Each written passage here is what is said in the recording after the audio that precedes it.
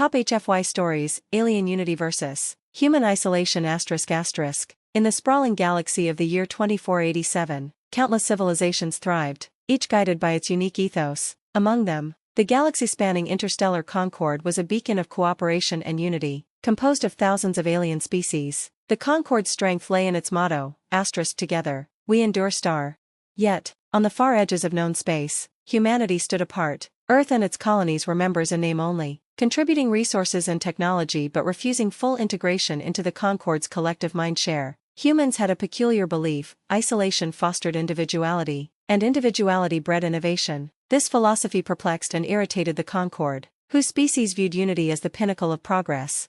The story begins with the arrival of an existential threat, a swarm of biomechanical entities known as the Zixels, a species that consumed entire star systems to fuel their endless expansion. The Zixels moved with terrifying efficiency, targeting Concord worlds first, knowing their tightly interconnected systems would provide maximum yield.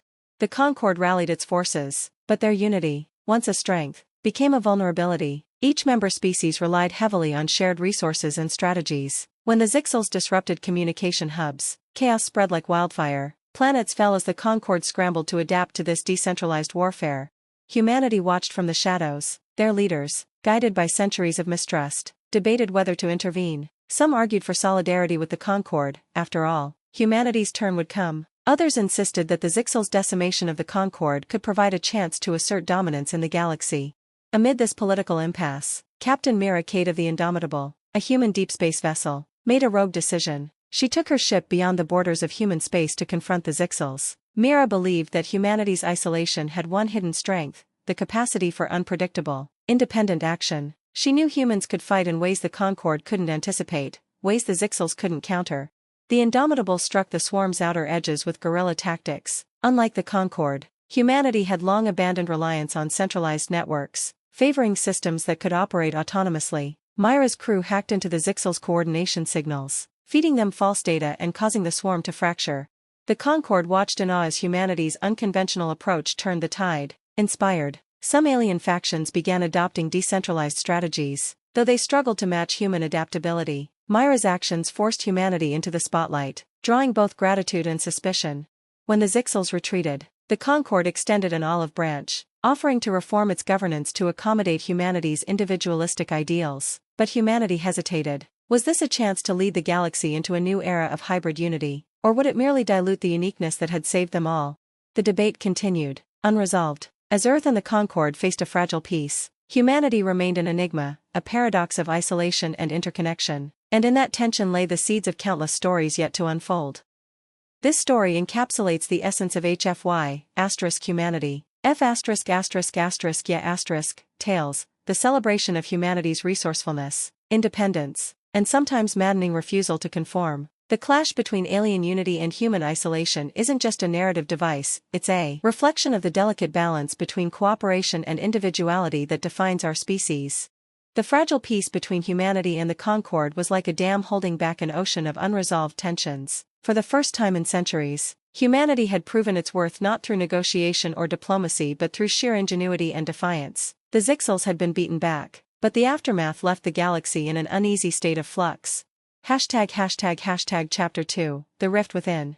Captain Mira Cade returned to Earth as a reluctant hero. Her unauthorized intervention had sparked a wave of debate across human colonies. On one side were the isolationists, who viewed her actions as a dangerous precedent, fearing it would drag humanity into the Concord's conflicts. On the other side were the integrationists, who saw an opportunity to reshape the Concord and secure humanity's place at the galactic table as equal partners. The Concord, meanwhile, was undergoing its own reckoning. The Zixel invasion had exposed vulnerabilities in its unity-driven model. For centuries, the Concord's collective decision-making and resource sharing had been its strength, but now, factions within the coalition began questioning whether blind adherence to unity was sustainable. Ambassador Creel Vanti, a towering, multi-limbed Yellothar diplomat, was dispatched to Earth to propose a radical new initiative: the creation of a hybrid council combining human individuality with Concord unity. The proposal was met with mixed reactions. Mira, summoned to speak before the Unified Earth Assembly, gave a stirring address. Humanity didn't survive on its own. We've stood apart, yes, but isolation was never the goal, it was a choice born of caution. Now, the galaxy stands on a precipice, and we have a chance to chart a new path. but that path must honor what makes us human. Her speech galvanized some and enraged others. The assembly voted narrowly to engage in talks with the Concord, sending a delegation to the Concord's capital world. Vextress Prime, Mira, despite her reluctance, was chosen to lead the delegation. Chapter 3, Shadows of Unity. As Mira and her team navigated the political labyrinth of Vextress Prime, new threats emerged. The Zixels weren't defeated, they were regrouping, evolving, and adapting to the tactics humanity had used against them. Concord scouts reported strange anomalies on the galactic rim, entire star systems that had gone silent. Worse, whispers of dissent spread within the Concord itself. Some species, embittered by humanity's perceived arrogance, began advocating for a return to strict unity and exclusion of humanity. Among them was the Thraxan hegemony, a warlike race whose loyalty to the Concord's ideals was matched only by their disdain for humans.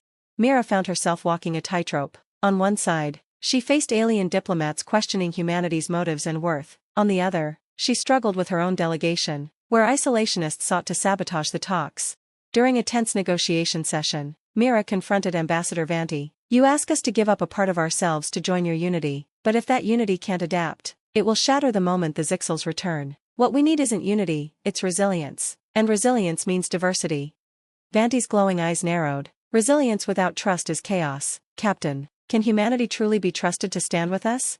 Myra's answer came not in words but in action. When a Thraxan plot to frame humanity for sabotaging Concord infrastructure was uncovered, Mira exposed the scheme, risking her life to prevent war. Her courage swayed many undecided Concord factions, though it further alienated the Thraxans. Chapter 4, The Second Wave. As Myra's diplomatic efforts bore fruit, the Zixels launched their second invasion. This time, their strategy was more insidious. They had learned to infiltrate Concord systems and mimic organic behavior, spreading distrust and paranoia. Planets began falling not to brute force but to betrayal from within. The Concord, now partially restructured with human influence, was better prepared. Mira, leading a joint human Concord fleet, spearheaded a daring counteroffensive. The battle for the planet Solarian 3 became the turning point.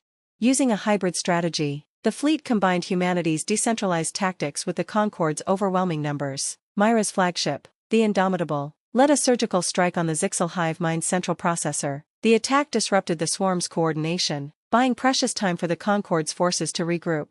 In the aftermath, a fragile alliance was solidified. Humanity's contributions were undeniable, but so too were the lingering mistrust and philosophical differences. Epilogue, A New Dawn. The war ended, but the scars remained. Humanity was no longer an outsider, yet it refused to fully embrace the Concord's unity. Instead, a new galactic accord was born, emphasizing both individuality and cooperation. Mira returned to Earth, exhausted but hopeful. As she gazed at the night sky, she reflected on the journey ahead. Humanity's path was uncertain, but it was their own, guided not by fear of isolation, nor blind unity, but by the balance between the two. And in the farthest reaches of space, beyond even the Zixel's reach, another presence stirred, watching, waiting, and preparing. The galaxy's story was far from over. Chapter 5, The Watchers and the Void. The defeat of the Zixels had bought the galaxy time, but it also brought unintended consequences. In the farthest corners of explored space, beyond the galactic rim, mysterious signals began to echo. They were faint, almost imperceptible, but they carried a pattern, one that defied known mathematics and logic. Scientists across the Concord and humanity collaborated to decode the signals. The leading hypothesis was grim. The Zixels had been fleeing something even more dangerous. Their expansion, though brutal, might have been a desperate act of survival. Captain Mira Cade, now promoted to admiral, was summoned to a high-security Concord Council meeting on Vextress Prime. There, she met with Ambassador Creel Vanti and the newly elected leaders of the Hybrid Galactic Accord. The council revealed the results of their investigations. "The signals," Vanti said, his luminous eyes dim with concern, "aren't Zixel in origin. They come from outside our galaxy, from a region we call the Void Belt, a vast expanse of emptiness that even our most advanced probes cannot penetrate." Mira frowned. "And you think this, whatever it is, drove the Zixels here?" "Not just think," replied a human scientist, Dr. Elena Roscoff. She displayed a holographic map. "The Zixels' migration patterns align perfectly with the Void Belt's expansion. Something is pushing out from there, and it's growing." The council debated furiously. Some argued for immediate action, expeditions, defense preparations, even preemptive strikes. Others urged caution, fearing another war before the galaxy had fully recovered.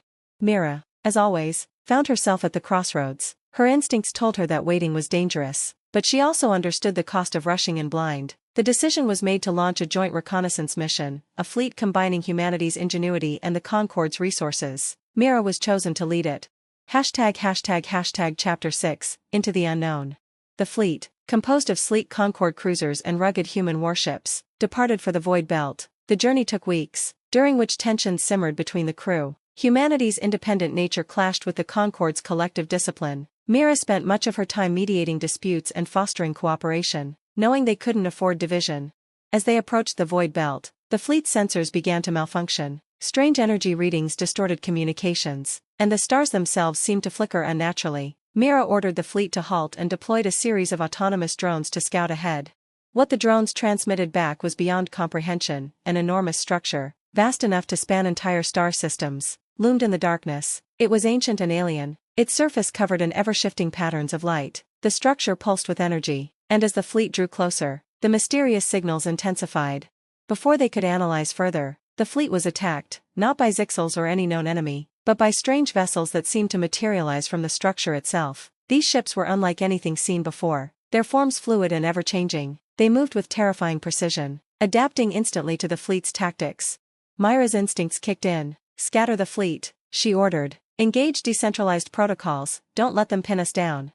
The battle was chaotic and brutal. Human ingenuity once again proved crucial, as independent captains took initiative, devising creative countermeasures against the alien ships. Concorde vessels, inspired by their human allies, began to adapt as well.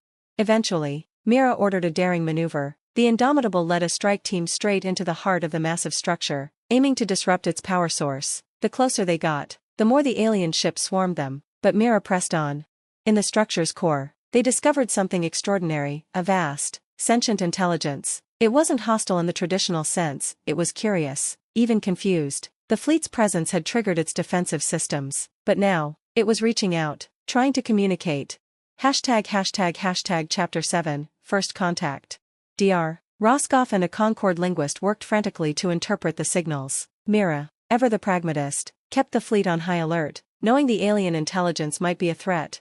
After hours of tense negotiation, they made a breakthrough. The intelligence identified itself as the Erythrea, a caretaker of the Void Belt. It had existed for eons, maintaining balance in its region of space. The Zixels, it revealed, were once part of its domain but had rebelled, fleeing into the galaxy and bringing chaos in their wake. The Erythrea warned that its systems were failing. Without its presence, the Void Belt would destabilize, releasing catastrophic energy waves across the galaxy. It needed help, repairs, resources, and perhaps, allies. Mira faced a monumental decision. Humanity and the Concorde could retreat, leaving the Erythrea to its fate and risking devastation later, or they could risk everything to assist it, forging a bond with an entity that might one day become a powerful ally, or a terrifying foe. Chapter 8, The Leap of Faith. Mira chose the latter. Under her leadership, the fleet worked together to stabilize the Erythrea's systems. Human and Concorde engineers collaborated, blending their technologies in unprecedented ways. The effort was not without cost. Many lives were lost, and the strain on the fragile galactic accord was immense. But in the end, they succeeded. The Erythrea, now fully functional, offered its gratitude and its alliance. As the fleet returned home, Mira knew the galaxy had changed forever. The Erythrea was both a reminder of the universe's vast mysteries and a symbol of what could be achieved when individuality and unity worked hand in hand. But as always, she couldn't shake the feeling that the galaxy's greatest challenges were still ahead, for beyond the Void Belt, other eyes were surely watching.